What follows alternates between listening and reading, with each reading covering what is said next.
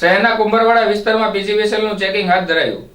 ભાવનગર શહેરના કુંભરવાડા વિસ્તારમાં પીજીવીસીએલ દ્વારા સવારમાં ચુસ્ત પોલીસ બંદોબસ્ત સાથે વીજ ચેકિંગ હાથ ધરવામાં આવ્યું હતું, જેમાં કુંભરવાડા બાનુબેનની વાડી, માઢિયા રોડ, મામાની ડેરી સહિતના વિસ્તારમાં રહેણાંકી મકાનમાં અને કોમર્શિયલ કનેક્શન ચેક કરાયા હતા। અચાનક પીજીવીસીએલની ટીમ ચેકિંગ અર્થે પહોંચતા વીજ ચોરી કરતાઓનો ફફડાટ ફેલાયો હતો।